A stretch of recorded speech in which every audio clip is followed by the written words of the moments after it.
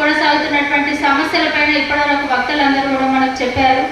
దాదాపు మూడవసారి ఈరోజు దేశాన్ని ఏలుతున్నటువంటి నరేంద్ర మోడీ కూడా ఒకే దేశం ఒకే విధానం అని అనేక సార్లు దీర్ఘాలు తీసి అనేక ఉపన్యాసాలు ఊదరగొట్టి చెప్పినప్పటికీ ఈరోజు దేశంలో కొంతమంది పెట్టుబడిదారుల సంపద మాత్రం వెనకబడుతుంది తప్పిస్తే కార్మిక వర్గం శ్రమ మొత్తం దోపిడీకి గురవుతూ ఈరోజు కనీసం తిండి కూడా తినలేనటువంటి పరిస్థితుల్లో కొట్టుమిట్టాడుతున్నటువంటి పరిస్థితి ఉంది.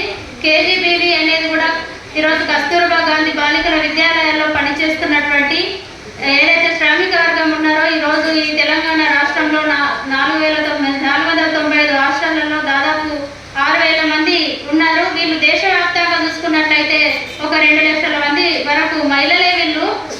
అక్కడ ప్రతి హాస్టల్ కూడా ఈరోజు మండల కేంద్రానికి 6 బయట ఉంటుంది. మొత్తం అడవులలో ఉండే హాస్టల్లో నైట్ వాచ్మెన్స్ ఉమెన్స్తో వాళ్ళు అంటే నైట్ వాచ్ ఉమెన్స్ ఈ హాస్టల్ నిర్వహణ మొత్తం కూడా వీళ్ళే చూసుకుంటారు.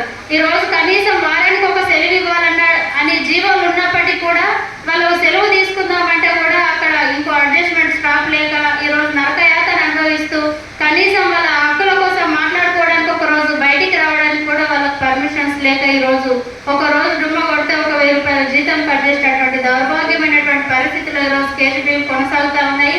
దాంతోపాటు ఈరోజు మోడల్ స్కూల్స్ యూఆర్ఎస్ స్కూళ్ళలో కూడా శ్రమ దోపిడీకి గురవుతున్నటువంటి పరిస్థితి ఉంది. కాబట్టి ఈరోజు 9,700 వేతనం తీసుకొని అందులో 2-3 వాళ్ళ కిరాయిలకు పోను తిండి ఏం తింటారు, పిల్లలను చదువులేం చదివించుకుంటారు, వాళ్ళు వైద్యం ఏం చేయించుకుంటారు. అనేక సందర్భంలో పప్పు కుక్కర్లు వెళ్తే వాళ్ళు అప్పుడు చేసి దవాఖానలు చూపించుకున్నటువంటి పరిస్థితి ఉంది. అడవులలో మొత్తం పాములు వచ్చి కరిస్తే కూడా వాళ్ళు ఈఎస్ఐ సౌకర్యం లేక ఇప్పటికీ అప్పులు చేసి వాళ్ళు వైద్యం చేయించుకుంటున్నటువంటి సందర్భాలు ఉన్నాయి.